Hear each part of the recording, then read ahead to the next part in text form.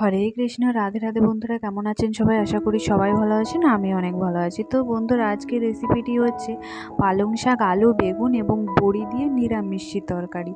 তো বন্ধুরা, এই রেসিপিটির জন্য আমি প্রথমে দেখুন এই পালং শাকগুলো ভালোভাবে কেটে নিয়েছি, আর বেগুনগুলো আলুভাবে ঠিক এইভাবে কেটে নিয়েছি, কেটে খুব ভালোভাবে ধুয়ে নিয়েছি।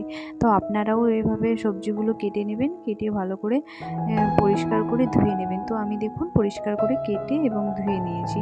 তো দেখুন এরপরে আমি কি মশলা ইউজ করি সেগুলো একবার বলে দিই। তো দেখুন প্রথমেই আমি বললাম বড়ি দিয়ে নিরামিষের তরকারি, সেই জন্য অবশ্যই বড়ি লাগবে। তো আমি এখানে এই পরিমাণে বড়ি নিয়েছি। তো আপনারাও এরকম পরিমাণে, আপনাদের বেশি পরিমাণ হলে বেশি পরিমাণে বড়ি নিয়ে নেবেন। তো তারপরে দেখুন আমি এভাবে এখানে মশলা নিয়েছি, সরষে, জিরে, শুকনো লঙ্কা, কাঁচা লঙ্কা একসঙ্গে বাটা। আমি শিলনোড়ায় খুব ভালোভাবে একসঙ্গে বেটে নিয়েছি। তো দেখুন আমি গ্যাসটা জ্বালিয়ে দিয়েছি। তো আমি কড়াই বসিয়ে দিয়েছি, কড়াই খুব ভালোভাবে গরম হয়ে গেছে। তো এরপরে আমি সর্ষের তেল দিয়েছি। সর্ষের তেল দিয়ে এরপরে আমি আলু, বেগুন আর পালং শাকটা যে কেটে ধুয়ে রেখেছিলাম সেটা এবারে তেলের ওপর দিয়ে দিলাম। তো ভালোভাবে 2 থেকে 3 মিনিট আমি খুব ভালোভাবে এরকম নাড়াচাড়া দিয়ে দেবো। তারপরে যখন দেখবো হালকা হালকা জল বেরোচ্ছে পালং শাক থেকে, তখন আমি পরিমাণ মতো নুন দিয়ে দেবো।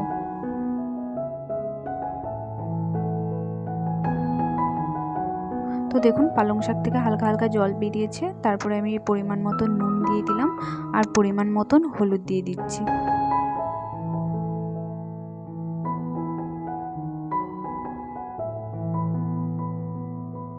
তো আমি নুন হলুদ দিয়ে 1 মিনিট খুব ভালোভাবে নাড়াচাড়া দিয়ে দেবো।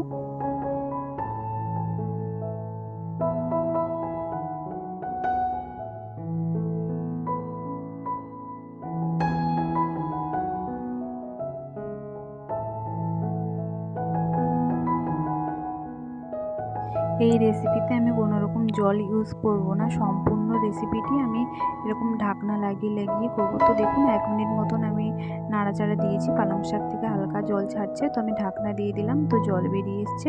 তারপরে আমি আবার ঢাকনাটা খুলে যে মশলাটা বেটে রেখেছিলাম সেই মশলাটা এবার এর উপরে দিয়ে দিলাম। তো আমি মশলাটা দিয়ে খুব ভালোভাবে 1 মিনিট মতন ভালোভাবে নাড়াচাড়া দিয়ে দেবো। নাড়াচাড়া দিয়ে আমি আবারও ঢাকনা লাগিয়ে দেবো। তো দেখুন আমার নাড়াচাড়া দেওয়া হয়ে গেছে, এবার আমি ঢাকনা লাগিয়ে দিয়েছি। তো দেখুন ঢাকনাটা খুলে দেখি আমার পালং শাক থেকে কত জল বেরিয়েছে দেখুন।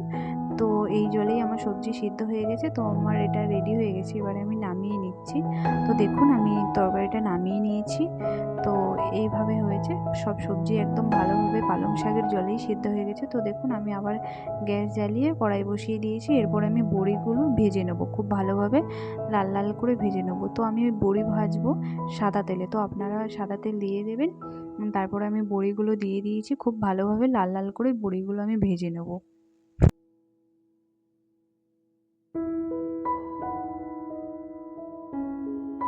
তো দেখুন বড়িগুলো একদম লাল লাল করে ভেজে নিয়েছি। তো এবার বড়িগুলো তুলে নিয়েছি। তো বড়ি তুলে নিয়ে এরপরে আমি কড়াইতে সর্ষের তেল দিয়েছি। সর্ষের তেল দেওয়ার পর আমি অল্প পরিমাণে 5 ফোড়ন দিয়েছি। তো 5 ফোড়নটা একটু ভাজা হয়ে গেছে। তো ভাজা হয়ে যাওয়ার পর আমি যে সবজিটা করে রেখেছিলাম ওই সবজিটা এবার এরপরে দিয়ে দিলাম।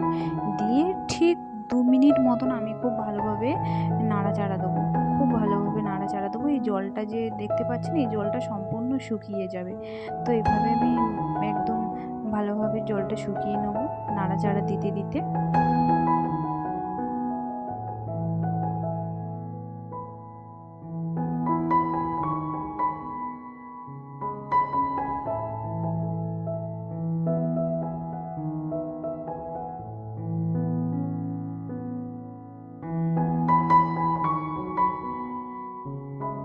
দেখুন জলটা শুকিয়ে গেছে একদম। তো এরপরে আমি উপর দিয়ে বড়িগুলো দিয়ে দিলাম।